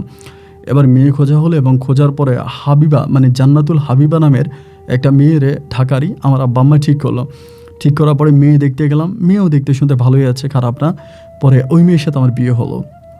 আব্বা খুব মানে অনেক বড় করে অনুষ্ঠান করছে, ধুমধাম করে অনুষ্ঠান করে চারদিকে জানিয়ে শুনিয়ে অনেক মজা মাস্তি করে এই হাবিবার সাথে আমার বিয়ে হয়। এবং বিয়ে হলে পরে আমাদের বাসরঘর যেদিন, মানে বাসরঘর রাতের বেলায় আমি ড্রিঙ্কস করতেছি সোফার মধ্যে বসে বসে, ও তখন দেখে, মানে হাবিবা দেখা কাছে এসে আমারে বলতেছে আপনি এটা খান, ভালো কথা, তাই বলে আজকে আমাদের বাসরঘর, এখানেও আপনি এটা খাবেন। আমি তখন বললাম দেখো তোমার আমি একটা কথা বলি, আমি তোকে বিয়ে করছি, কাবিন করছি, সবই ঠিক আছে, তবে তোমাকে আমি বিয়েটা করছি শুধু আমার মায়ের জন্য, আমার বাবা মায়ের মুখের দিকে তাকিয়ে।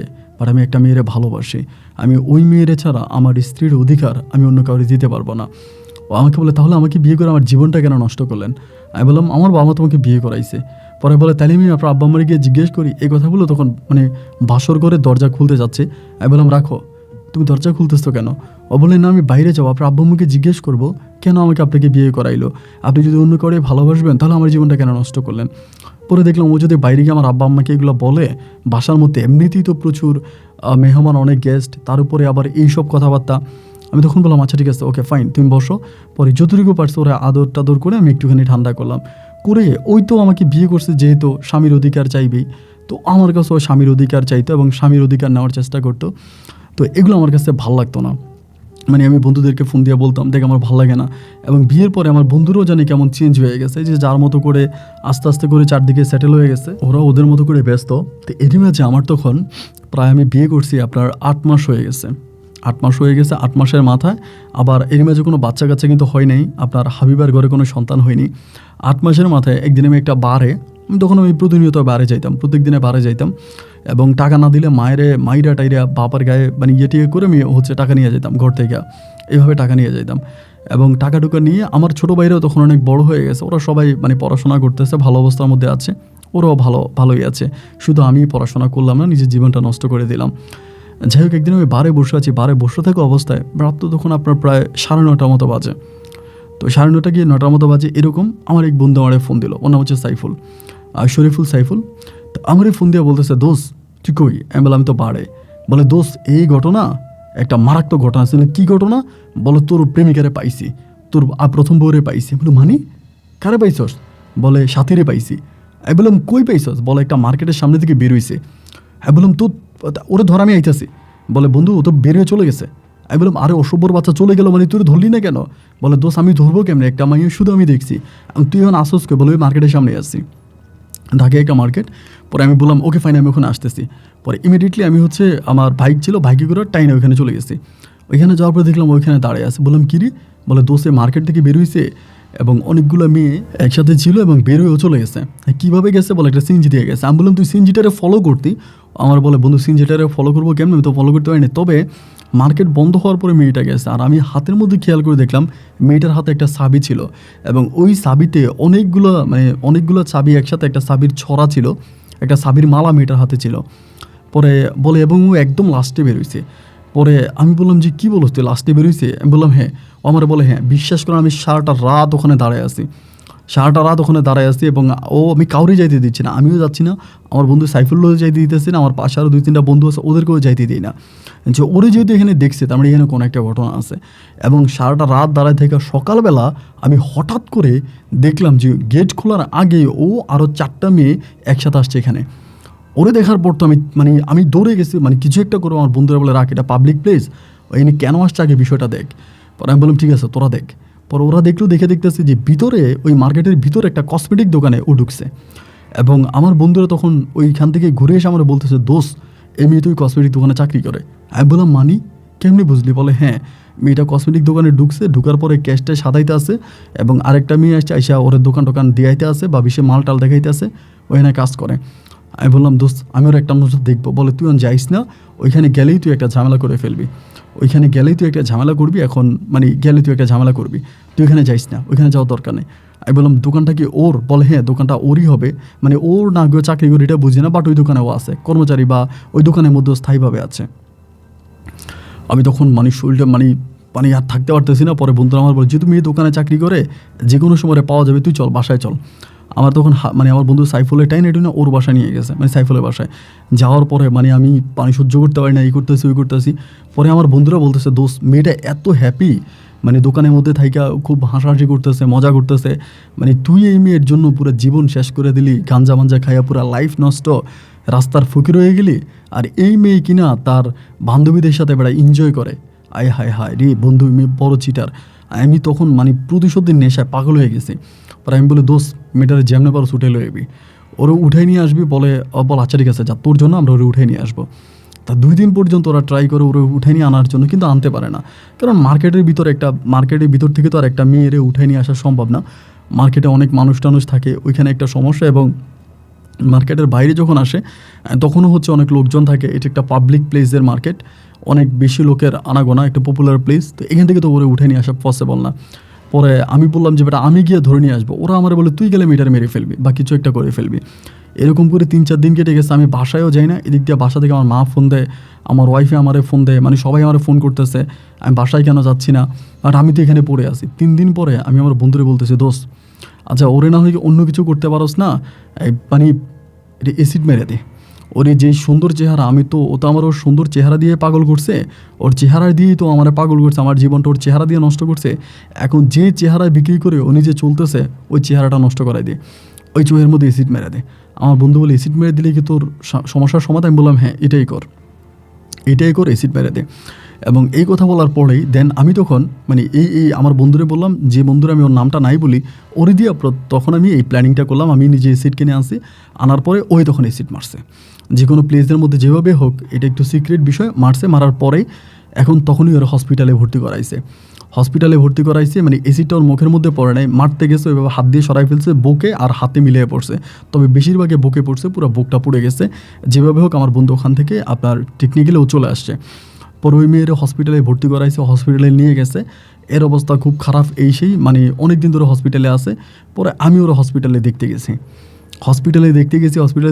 যে হসপিটালে ও আমারে দেখছে, আমি ওরে দেখছি। তা আমারে দেখার পরে ও কান্না করতেছে, তখনও মোটামুটি এগুলো আপনার ইয়েটি একটু ভালো হয়েছে, ব্যাড ইস্যু কান্না করতেছে। পরে আমি হাসতেছি, ও কাঁদতেছে, আমি হাসতেছি। হাসতে পরে আমি মনে মনে বলতেছি যে তুই আমারে ফাঁকি দিলি, এখন তোর চেহারা কী হয়েছে এটা তুই বুঝ। এরপরে আমি চলে আসছি বাসায় এসে আমি আমার বউটাও নিয়ে, আমার বউয়ের সাথে মার সাথে আমি খুব মজা, যে আমার ক্ষতি করছে আমি ওর উপরে প্রতিশোধ নিতে পারছি। অ্যান্ড এটার থেকেও বড় তো আর কিছু হতে পারে না, আমি প্রতিশোধ নিয়েছি। আমি তখন আমার পরিবারের সাথে, আমার ওয়াইফের সাথে, আমার মার সাথে, সবার সাথে অনেক এনজয় করতেছি, ভাইদের সাথে মজা মাস্তি করতেছি। এবং এই অবস্থার মধ্যে আমার আরেকটা মেয়ের সাথে আমি কথা বলতাম, ওর নাম ছিল আপনার আইরিন। তো এই মেয়েটার বাড়িও ঢাকাতেই ছিল। তো আমার একটা ভালো বান্ধবী ছিল, মাঝে মাঝে ফোনে টোনে কথাবার্তা বলতাম এরকম। ও আবার আপনার প্রাইভেট ইউনিভার্সিটিতে পড়াশোনা করতো। তো আইরিনের কাছে আমি তখন পুরো ঘটনাটা খুলে বললাম যে আইরিন দেখ এটা করছি। তো আইরিন আমার বলে তুই অ্যাসিড মারছিস, এই কাজটা মনে হয় তুই ভালো করস নাই। ও আমারে বলে, আমি বললাম আরে আমি তো আমার পুরো জীবনটাই নষ্ট করে দিচ্ছে, তাইলে আমি ওরে ছেড়ে দিব? আইরিন তখন আমার বলে দোস্ত একটা বিষয় না আমার মাথায় আসতেছে না। আমি বললাম মাথায় আসতেছে না কোনটা? ও আমারে বলে আচ্ছা যেই মেয়েটা তুই যেটা বললি যে ওই প্রফেশনের মেয়ে, ওই প্রফেশনের যদি কোনো মেয়ে হয়ে থাকে তাহলে এই মেয়েটা তো কোনো কসমেটিক দোকানে চাকরি করবে না। যদি ওই প্রফেশনের মেয়ে হয়ে থাকে, ওই ব্যবসায়ী করবে, তাহলে ওই সমস্ত মেয়েদের কাছে তো অনেক টাকা, এত টাকা থাকার পরে মেয়েটা কেন কসমেটিক দোকানে চাকরি করবে? আমার কাছে বিষয়টা মনে হয় যে কিছু একটা এখানে মানে ঝামেলা আছে, কিছু একটা ঝামেলা এখানে তো অবশ্যই আছে।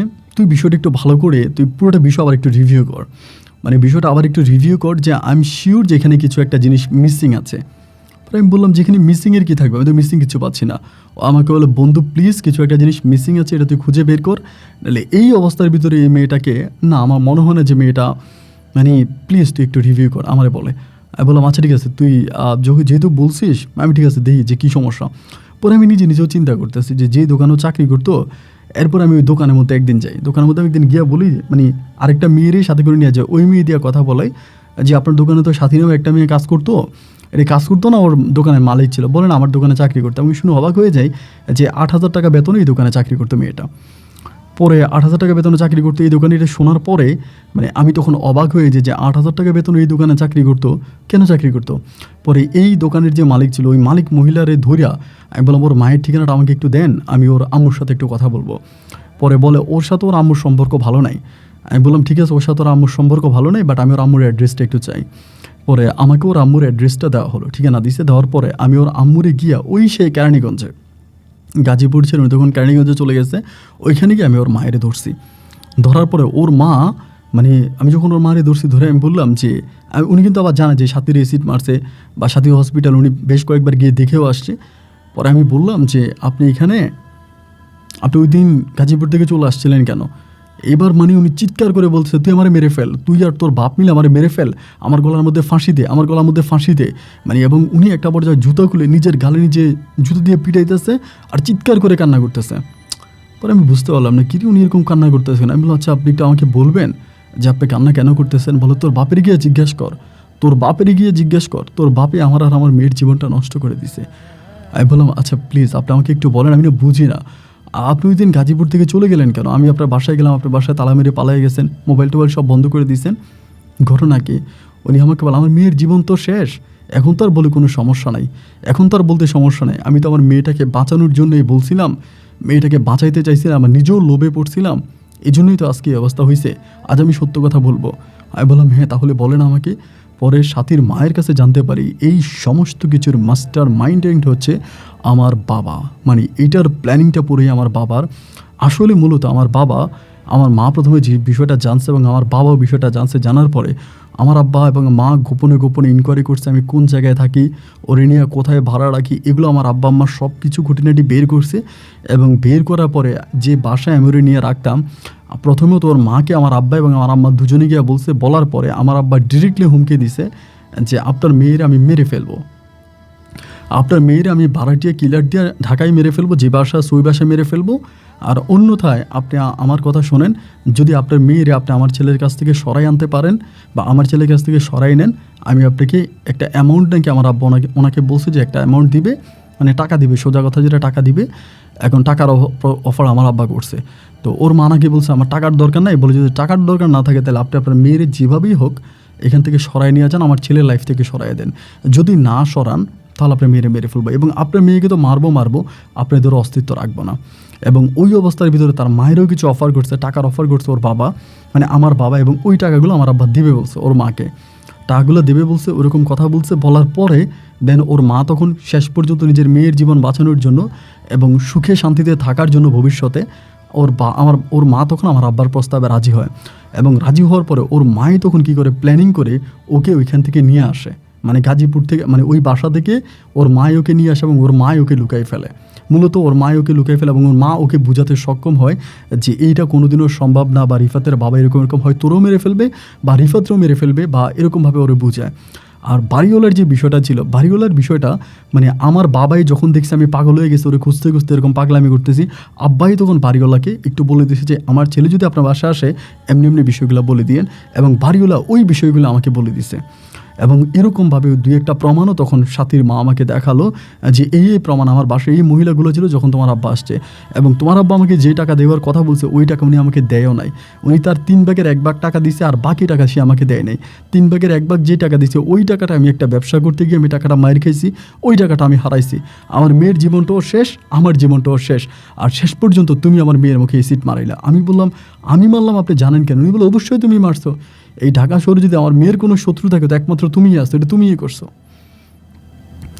রাগ তখন আর কন্ট্রোল করতে পারলাম না। প্রথমে গেলাম বাড়িওয়ালার বাড়িতে, যদি বাড়িওয়ালারে পাইতাম আমি সেদিন বাড়িওয়ালার মেরে ফেলতাম, কিন্তু ভাগ্য ভালো, বাড়িওয়ালার নসিব ভালো, বাড়িওয়ালা ওমরা করার জন্য সৌদি আরবে চলে গেছে। তো এই মানুষগুলো ওমরা করে কী করবে তা আল্লাহ ভালো জানে। বাড়িওয়ালারে না পাই ডিরেক্টলি গেলাম বাসায় আব্বারে পাইলাম না, পরে আব্বার গার্মেন্টসে গেছি, গার্মেন্টসে যাওয়ার পরে আব্বারে পাইছি। তো তখন আসলে মানে একে তো আমি তখন প্রচুর নেশা অবস্থায় ছিলাম, নেশা করতাম। আর দ্বিতীয়ত তো আর নিজে কন্ট্রোল করতে পারি না, এবং সেই জায়গার মধ্যে গিয়েই মানে আব্বারে মারতে শুরু করছি। আব্বার অফিসেই, গার্মেন্টসের অফিসে আব্বাকে মারতে শুরু করছি, এবং আব্বুর কলিগ টলিগ অনেকে আসছে, সবাইরে পিটাইছি। এবং লাস্ট পর্যন্ত আমি আব্বুরে এইভাবেই মারছি যে আব্বুরে পুরো মানে আইসিইউতে রাখা লাগছে, মাথার মধ্যে প্রায় 14টার মতো সেলাই দেওয়া লাগছে, মাথা টাথা সব কিছু খুব ভালোভাবে মানে মারছি। এবং সেখান থেকে আব্বুরে মায়ের আমি তখন পাগলের মতো ছুটে গেছি হসপিটালে। এবং হসপিটালে যাওয়ার পরে দেখলাম যে ওর এই অবস্থা, ওর অবস্থা খুব ভয়ানক। আমার আব্বুকে মারার পরে আমার পরিবারের সম্পূর্ণ মানুষ, ইভেন আমার আব্বা নিজে বাদী হয়ে, আমার আম্মা নিজে বাদী হয়ে আমার নামে থানায় মামলা করে। এবং থানার ওই মামলা খাওয়ার পরে শেষ পর্যন্ত আমি সাথীরও ট্রিটমেন্ট করাইতে পারতেছি না। এইখানে আমার কাছে টুকি টাকা যা ছিল তা দিয়ে মোটামুটিভাবে ওর চিকিৎসাটা শেষ করে আমি তখন ওরে ওই হসপিটাল থেকে ডিরেক্টলি নিয়ে চলে গেলাম হচ্ছে চিটাগংয়ে। আর এদিকে আমার আগের বউ যে হাবিবা ছিল, ও আমাকে ডিভোর্স দিয়ে চলে গেছে। যেহেতু এগুলো জানতে পারছে, আমাকে ডিভোর্স দিয়ে ও তখন ওর মতো করে চলে গেছে। যদিও হাবিবার সাথে ওভাবে আমার কোনোদিনও তেমন কিছুই হয় নাই। পরে আমি ওরে নিয়ে চলে গেলাম চিটংয়ে যাওয়ার পরে অনেক বন্ধুবান্ধবের সাথে যোগাযোগ করি, মানে ফোনের মাধ্যমে। সবাই আমার একটা কথাই বলে যে তোর মতো ছেলের সাথে আমরা কথা বলতে চাই না, যে কিনা তার বাবারে মারতে পারে। বলে আমার বাবা কি করছে তোরা দেখলে শুনবি, বলে দোস্ত প্লিজ আমাদেরকে ফোন দিস না, আমরা তোর সাথে আর কোনো কন্ট্রাক্ট রাখতে চাই না, তোর সাথে কোনো কথা বলতে চাই না। আমার সাথে আর মানে টোটালি হচ্ছে আমার বন্ধুরা সবাই আমার সাথে কন্ট্রাক্ট বন্ধ করে দিয়েছে, মানে যাদের সাথে আমি কথা বলতাম, মানে সবাই আমার আম্মুর কথা শুনে বা আমার ফ্যামিলির কথা শুনে আমার সাথে কন্ট্রাক্ট বন্ধ। তো আমি তখন আর কী করব, মানে চিটংয়ে কোনো কিছু করতে পারতেছি না। শেষ পর্যন্ত আমি নিজেও একটা কারখানায়, একটা ঝুট কারখানায় আমি তখন চাকরি নেই। আমি যতটুকু পড়াশোনা জানতাম ওইটুকু দিয়ে চাকরি অ্যাপ্লাই করি, বাট ওভাবে ভালো কোনো চাকরি পাই না। চাকরি পাইলেও বেতন অনেক কম পড়ে। ঝুটের ওইখানে একটা চাকরি পাই, বেতন হচ্ছে কি আপনার 12,000 টাকা। 12,000 টাকা বেতনে ঝুটের ওইখানে চাকরি নিই। এবং চাকরি নেওয়ার পরে আমি তখন আমার বাবাকে, মানে আমার পরিবারের সাথে আর কোনো যোগাযোগ নাই। পরে আমি সাথীরে নিয়ে ওইখানে থাকতে শুরু করি। তো ঝুটের ওইখানে আমি সাথীরে নিয়ে আছি, এভাবে সময়গুলো কাটতেছে। প্রায় আপনার 6 মাসের মতো আমি ওইখানে ছিলাম, কিন্তু ওর বুক পুড়ে গেছে, গলাটা পুড়ে গেছে, এগুলো খারাপ অবস্থা। 6 মাসের মাথায় ওই যে ট্রিটমেন্ট করছিলাম ঢাকাতে, ট্রিটমেন্টটা তো পুরোপুরি করতে পারি নাই। এবং পুরোপুরি না করার কারণে ওর শরীরের যে জায়গাগুলো পুড়ে গেছে, ওই জায়গাগুলো থেকে আপনার মানে ভিতর থেকে পানি বেরোতে শুরু হয়েছে। মানে এভাবে চাপ দিলে ভিতর থেকে পানি আসে, চাপ দিলে ভিতর থেকে পানি আসে, মানে মোটামুটি খুব খারাপ একটা অবস্থা। এরকম অবস্থা, আমার হাতেও কোনো টাকা পয়সা নাই, এবং কারো কাছে যে টাকা চাইবো সেরকম কোনো উপায়ও নাই। আমি যে টাকা বেতন হয় ওই টাকা দিয়ে পরে ডাক্তারের কাছে না, ডাক্তার বলে চার্জারি করতে হবে, এটা চার্জারি করতে হবে, অনেক টাকার দরকার। মানে পুরো চামড়াটা আবার কেটে ফেলতে হবে নতুন করে, মানে উপরে চামড়াটা আবার পচে গেছে, আমি ওর চিকিৎসা করতে পারতেছি না। মানে আমার এত বন্ধু ছিল যে বন্ধুগুলা মানে রাত 3টা বাজে ফোন দিলে দৌড়ে চলে আসতো। মানে আমি যদি মানে এত বন্ধু বান্ধব, আমার মনে হয় না যে আমার মতো ছেলের, মানে আমার মতো এত বন্ধু ঢাকা শহর অন্য কারো ছিল। আমার এত বন্ধু ছিল, আমি একটার পর একটা বন্ধুরে হাতে পায়ে ধরে পর্যন্ত কান্নাকাটি করছে, মানে টাকা দিক, কেউ আমার টাকা দেয় নাই, আমি আর চিকিৎসা করতে পারিনি। এবং প্রায় 9 মাসের মাথায় ওর বুকটা এবং গলাটা একরকম পচে গেছে, ওখান থেকে পচা গন্ধ বেরোতে শুরু হয়েছে। আমি মেডিকেলে ভর্তি করাই, আপনার চট্টগ্রাম মেডিকেলে ভর্তি করাই। মেডিকেলে আমি দৌড়াইতে আসি, ওই মেডিকেলে দৌড়াইতে গিয়ে আমি যে চাকরিটা করতাম আর ওই চাকরিটাও চলে গেছে। মেডিকেলে দৌড়ে দেখে আমার চাকরিটাও চলে গেছে, চাকরিটা হারাইলাম। এবং চাকরিটা হারানোর পর আমি তখন মানে কী করবো আর বুঝে উঠতে পারতেছি না যে ওর এই জিনিসটা আমার চিকিৎসা করাই দরকার। আমি ওইটা ওর মানে গলাটা, আমি এই জিনিসটা আমি ওর চিকিৎসা করবো আর কি, গলার অংশটা মানে পচা অংশটা আমি কেটে ওখানে চার্জারি করব। এবং বিশ্বাস করেন ভাই, আমি শেষ পর্যন্ত যখন দেখলাম ওর কষ্ট আমি আর নিতে পারতেছি না, মানে ওর এত কষ্ট আমার সহ্য হয় না যে আমি এটা চার্জারি করবো, মানে চার্জারি করাতে পারতেছি না। শেষ পর্যন্ত আমি ওই মেডিকেলের একজন ডক্টরের সাথে কথা বলে আমি আমার একটা কিডনি বিক্রি করি। এবং এটা কিন্তু আমার বউর সাথে জানতো না কিডনি বিক্রি করি। এবং কিডনি বিক্রি করে আমি অনেক দিন হসপিটালে থাকি, ওইখান থেকে আমি টাকা পাই। ওই টাকা দিয়েও পরিপূর্ণভাবে ওটা চার্জারি হবে না, তবে মোটামুটি ডাক্তারদের মধ্যে যতটুকু সম্ভব ওরা ততটুকু করে দিবে, যাতে ওর মোটামুটি ভবিষ্যৎটাতে কোনো ক্ষতি না হয়। পরে টাকা দিলাম, টাকা দেওয়ার পরে ওর এই চার্জারি তখন শুরু হলো। আমি কিডনি বিক্রি করছি এটা কিন্তু আমার বউ জানে না। সার্জারিটা করলাম, সার্জারিটা করার পরে আলহামদুলিল্লাহ প্রায় 25-26 দিন পর্যন্ত মেডিকেলে ছিল। এরপরে আস্তে আস্তে করে আমি বাসায় আনছি, জিনিসটা একটু শুকাইছে। পরেও মোটামুটি ভালো আছে, সুস্থ আছে, ঠিকঠাক মতোই চলতেছে। তো ওই সময় আমার কিডনি যখন আমার হয়ে যায়, মানে কিডনি চেঞ্জ, মানে কিডনি দেই, এরপর আমি অসুস্থ হয়ে যাই। মানে আমি আর ওভাবে কাজ করতে পারি না। ধরেন যেখানে কাজ করতাম ওখানে অনেকক্ষণ ধরে দাঁড়ায় থাকা লাগে, ওভাবে কাজ করতে পারি না। আর যখন ডাক্তার আমার কিডনি নিয়ে যায় তখনই তারা বলে আমার যে দ্বিতীয় কিডনিটা আছে ওটার অবস্থাও খুব বেশি একটা ভালো না। কারণ আমি তো প্রচুর অ্যালকোহল নিয়েছিলাম, এত অ্যালকোহল নিয়েছি যা বলার মতো না। তো এত নেশা করার পরে আসলে এটা ভালো থাকে না। পরে দেখলাম যে মানে অবস্থা খুব শোচনীয় হয়ে গেছিলো। আমি কাজ করতে পারি না, মানে খুবভাবে হচ্ছে অসুস্থ হয়ে গেছি। বাসার মধ্যেই বেশিরভাগ সময় বাসার মধ্যেই থাকি, এবং এমন করে তখন আর বাসা ভাড়া দিতে পারি না, চলতে পারি না। এবং আমার ওই বিষয়টা সাথী নিজেও জানে যে আমি কিডনি বিক্রি করছি। এটাতেও প্রচুর কান্না করে, মাকে বলে তুমি আমাকে ছেড়ে তোমার আব্বু আম্মুর কাছে চলে যাও। তা আমি যদি সাথীকে ছেড়েও আমার আব্বা আম্মার কাছে যাই তারা কিন্তু আর আমাকে মেনে নিবে না। কারণ আমার আব্বা কিন্তু জীবন আর আমার চেহারা দেখবে না। আমার আম্মাকে বলছে যেভাবে আমার আব্বা কোরআন শরীফ দিয়ে আমার মায়ের হাতে শপথ করাইছে যে তুই কোরআনে হাত দিয়ে শপথ করছে কোনোদিন ওই ছেলের চেহারা তুই দেখবি না, যদি কোনোদিন দেখিস তাহলে তুই আল্লাহর তরফ থেকে আমার কাছে তালাক হয়ে যাবি। তো আমার আম্মা আমার চেহারা কখনোই দেখে নাই। এরকম করে সময়গুলো কাটতে কাটতে ও তখন আমারে বলে যে আমার আম্মুর সাথে আমি কয়েকদিন গার্মেন্টসে গেছিলাম, গার্মেন্টসের কাজটা জানিয়ে আমি একটা গার্মেন্টসে চাকরি করবো। আমি তখন বাসা ভাড়া দিতে পারি না, নিজে খাইতে পারি না, মানে খুব খারাপ অবস্থার মধ্যে চলে যায়। বড় একটা গার্মেন্টসের চাকরিতে ঢুকে গার্মেন্টসে চাকরি করতো। মানে 5 দিন 7 দিন গার্মেন্টসে যাইতো আসতো, এবং আমি আসলে বুঝতে পারতেছিলাম না যে ও গার্মেন্টস থেকে আসলে মাঝে মাঝে কান্না করতো, মানে রুমে আসলে কান্না করতো। তো আমি বলতাম যে তোমার চাকরি করতে মনে হয় কষ্ট হয়, তুমি চাকরি করার দরকার নেই। পরে আমার বলে না আমি চাকরি করতে পারবো, প্রবলেম নাই। তো কান্না করে, বাসায় আসলে এই কান্না করে। কান্না করো কেন? মানে তুমি কান্না করা দেখলে তো আমার নিজেরও ভালো লাগে না, কান্না করতেছো কেন? মানে ও জানি কি একটা টেনশনে পড়ে, যখন তোর মার সাথেও আর যোগাযোগ রাখে নাই টোটালি। মানে ওর মার সাথেও আর কোনো কন্ট্রাক্ট রাখে নাই, ওর মার সাথেও আর কোনো যোগাযোগ রাখে নাই, ওর আম্মুর সাথেও যোগাযোগ সম্পূর্ণ বিচ্ছিন্ন করে ফেলে। পরে মানে কি হবে না হবে আমি না কোনো কিছু বুঝতে পারতেছিলাম না যে ও মানে কেন এরকমটা করতেছে, বা কেন জানি মানে গার্মেন্টস থেকে আসলেই ও এরকমভাবে হচ্ছে আপনার মন খারাপ করে থাকে, কান্নাকাটি করে। আর আমার কাছে তো টোটালি তখন 1 টাকাও নাই। ওই যে টাকা বেতন পাইতো তা বাসা ভাড়া দেওয়ার পর আমাদের কাছে অবশিষ্ট আর 10 টাকাও থাকতো না। মাঝে মাঝে রাতেবেলা আমাকে শুয়ে বলতো যে রিফাত আমি যদি না থাকি তুমি কি খুব কষ্ট পাবা, এগুলো আমাকে বলতো। আমি বলতো এগুলো তুমি কী বল, আমি তোমাকে ভালোবাসি, তুমি আমার লাইফে না থাকলে আমি বাঁচবো, তো বাঁচবো না। এরকম করেও তখন গার্মেন্টস থেকে যেতে আসতো। আমি একটা কথা বারবার বলি, গার্মেন্টস থেকে আসলেও কান্না করতো। কেন যে কান্না করতো, মানে গোপনে টিস্যু ভিজিয়ে ফেলতো চোখের পানি দিয়া। তা আমার কাছে মনে হয় যে গার্মেন্টস ওর সাথে কিছু একটা হয়তো অভাবের কারণেও আমার কাছে এই জিনিসটা বলতে পারতো না। কারণ ওই চাকরিটা ছাড়া আমাদের কাছে আর কোনো পথ খোলা ছিল না। চাকরিটা না থাকলে আমরা না খেয়ে মরতে হবে, এরকম একটা অবস্থা। পরে একদিন সন্ধ্যার সময় গার্মেন্টস থেকে মানে আসবে ওর সাথে আরও 2টা মেয়ে চাকরি করতো। আমি বাকি 2টারই জিজ্ঞেস করতাম যে কী হইতো ওর সাথে, বা গার্মেন্টস থেকেও আসলে কান্না করে কেন। মেয়েরা বলতে ভাইয়া ও তো এক ফ্লোরে কাজ করে, আমরা আরেক ফ্লোরে কাজ করি, আমরা তো জানি না ওই ফ্লোরে কী হয়। তা 2 দিন পরে এইখানে চাকরি করার অবস্থা, তখন একদিন করলো কি ওই মেয়েগুলো দৌড়ে আমার কাছে এসে বলতেছে যে ভাইয়া, আমার কাছে এসে চিৎকার করে বলছে ভাই সর্বনাশ হয়ে গেছে, আপনি তাড়াতাড়ি চলেন। আমি বললেন কী হয়েছে, সর্বনাশ কী হয়েছে? বলে মানে সাথীরে ট্রেনে বাড়ি দিছে। আমি বললাম মানে সাথীরে ট্রেনে বাড়ি দিল কেন? বলে ট্রেনে বাড়ি দিছে, বাড়ি দেওয়ার পরে মানে ওই ট্রেন স্টেশনের মানে রেল স্টেশনের পাশেও পড়ে আছে। তো রেলের মানে ওই রেল গেটটার মানে থেকে আমার বাসা দূরে ছিল না, কাছাকাছি ছিল, একটা বস্তিতে থাকতাম আর কি। এটাই শোনার পর আমি বললাম কী বলো তুমি? পরে আমি দৌড়ে ওখান থেকে আসি, মানে রেলগেট থেকে আমি দৌড়ে আসি, মানে রেলগেটে আমি দৌড়ে আসে দেখি যে সাদা কাপড় দিয়ে ওরা ঢাইকা দিছে, এবং মানে রক্তের পুরো হয়ে গেছে।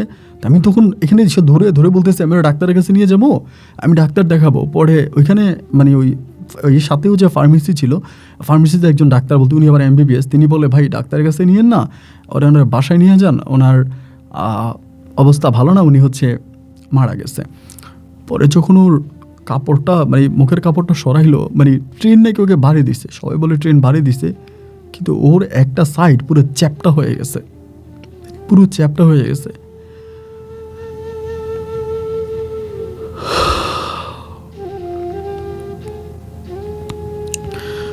ও লাশটা বুকে জড়িয়ে ধরে চিৎকার করে কাঁদলাম। আমি ও লাশটা বুকে ধরে চিৎকার করে কাঁদতেছি আর চিন্তা করতেছি লাশ মাটি দিব কেমনে, লাশটা দাফন করার মতো টাকাও তো আমার কাছে নাই। শেষ পর্যন্ত আমার স্ত্রীর লাশটাকে সামনে রেখে আমি মানুষের কাছে টাকা পর্যন্ত চাইছি আমার স্ত্রীর লাশ দাফন করার জন্য। রেল লাইনের অনেকেই টাকা দিছে, রেল লাইনের মানুষের টাকায়, তার সাথে যে মেয়েরা চাকরি করতো তাদের টাকায় আমি ওই বস্তির একটা আলী কদম কবরস্থান বলে একটা কবরস্থান আছে, ওই কবরস্থানে আমি আমার বউ সাথীকে দাফন করি। আমি জানি না গার্মেন্টসে আমার সাথে সাথে কী হইতো। আজও আমি আমার বউয়ের কবরের কাছে সারাক্ষণ বসে থাকি। এত যুদ্ধ করেও, এত ফাইটিং করে আমি আমার বউকে বাঁচাতে পারলাম না। শেষ পর্যন্ত আমি আমার খাওয়া নাই নাওয়া নাই, গার্মেন্টসের বাকি যে মেয়েরা চাকরি করতো ওরা আমার মাঝে মাঝে খাওয়াইতো, টাকা টুকা দিত, ওদের টাকায় চলতাম। এবং একটা পর্যায়ে আমি পরিবারে ফিরে যাওয়ার চেষ্টা করছিলাম, কিন্তু পরিবার থেকে আর আমাকে অ্যাকসেপ্ট করেনি। লাস্ট পর্যন্ত আমি আপনার 2021 সালের দিকে একটা ভাইয়ের সহযোগিতায়, আমার এই গল্পটা একটা ভাই, চট্টগ্রামের একটা ভাই, উনি মোটামুটি একটা ভালো অবস্থান আছে, উনি এই গল্পটা জানে। উনি একটা রেডিওর কোন একটা ফর্মে জানে কাজ করে, ভাইয়ের কাছে আমি গল্পটা বলছি এবং সেখান থেকে তিনি আমাকে কিছু সহযোগিতা করছে এবং তার সহযোগিতায় আমি একটা ছোট্ট দোকান দিয়েছি। এখন চট্টগ্রামে একটা ছোট দোকান দিয়েছি, পান সিগারেট, তারপরে এরকম ছোটোখাটো একটা গলির মধ্যে দোকানটা দিয়ে আমি এখন চলতেছি।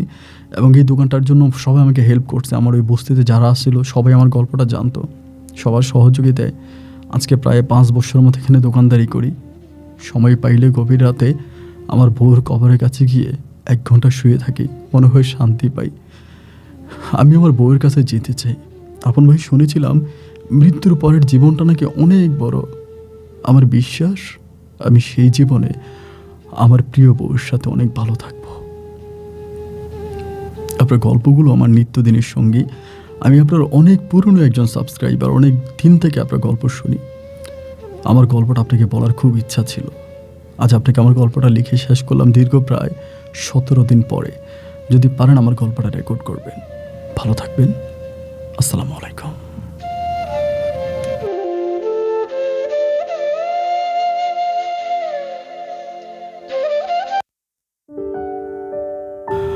বন্ধুগণ, সবাইকে অনেক বেশি ধন্যবাদ এতক্ষণ পর্যন্ত রাজধানী ঢাকার বা রিফাতের জীবনের বাস্তবে গল্পটা আমার মুখে শোনার জন্য।